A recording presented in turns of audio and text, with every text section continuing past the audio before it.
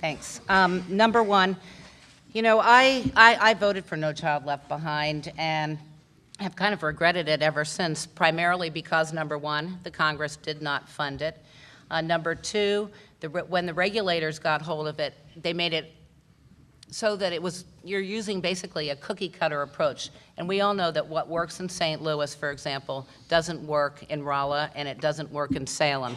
And so consequently what happened, and I actually sat in a classroom of children who all had IEPs, and a couple were autistic, and two of them had really low IQs, and I saw the devastation of having a one-size-fits-all approach.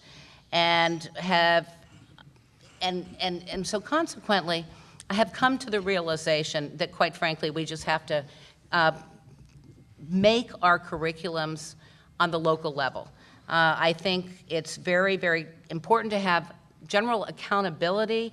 In other words, we want to try to reach these standards, but I think our local schools ought to be the ones in charge of determining how we're going to do that. And I find it very, very frustrating when you deal with an unwieldy bureaucracy who doesn't understand the difference between rural and urban, and the fact that one child who isn't making the standard by testing pulls the whole school down. That's wrong, and that's why I truly believe that No Child Left Behind ought to be scrubbed and start from scratch, but I think we need to do it starting at the local level.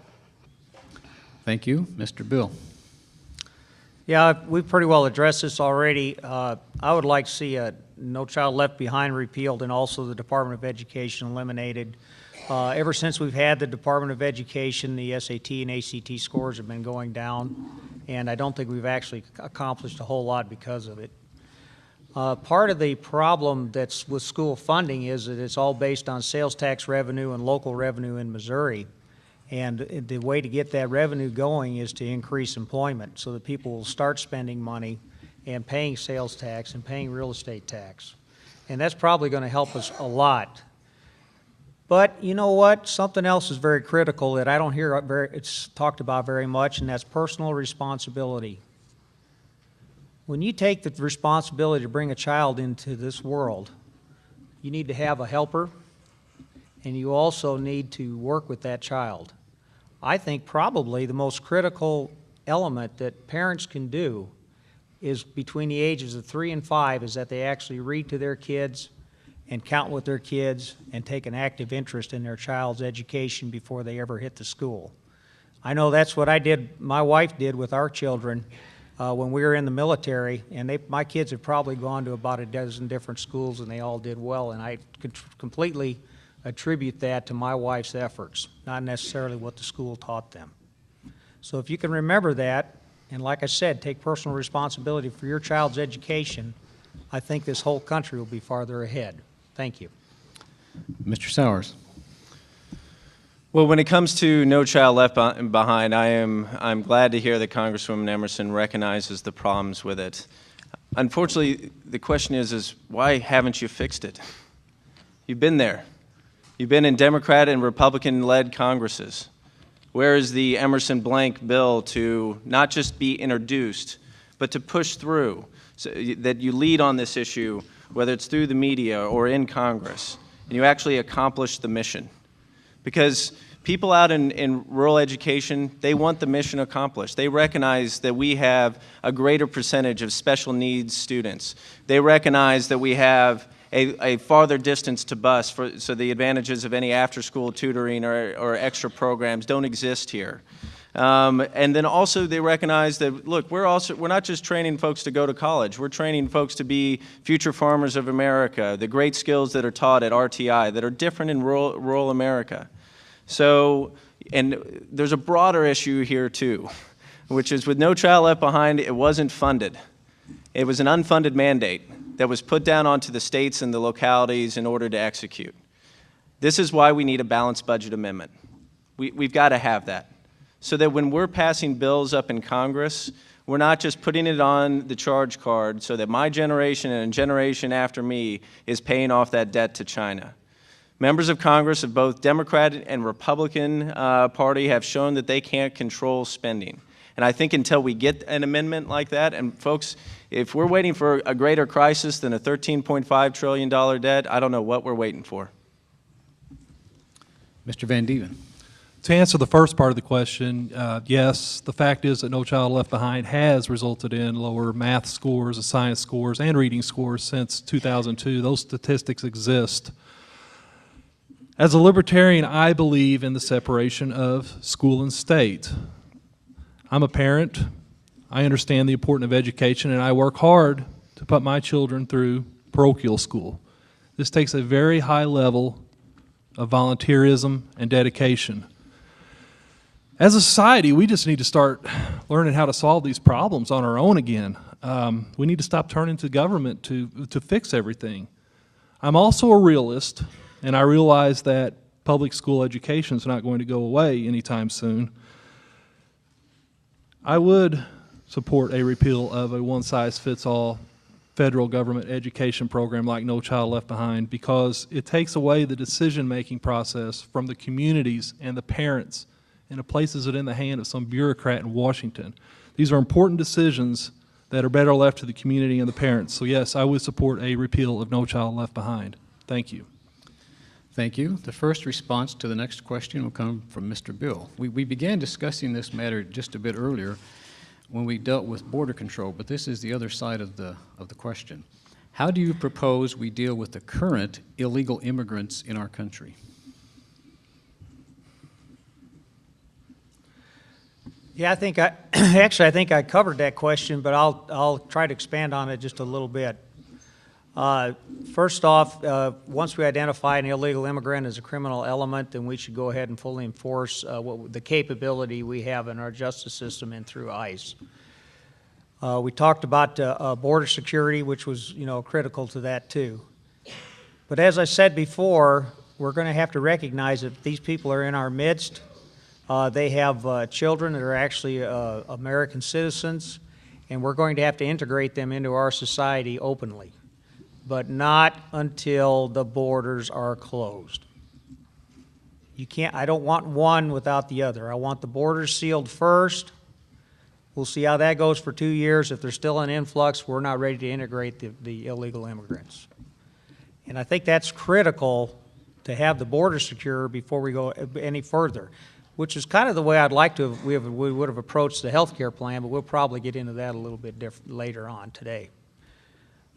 But once we identify these people, like I said, put them so that we know that where they're at, and then we actually start taxing them, and then actually require them to pay penalties because they committed a crime, and integrate them into the society as American citizens, I think we'll be much farther ahead.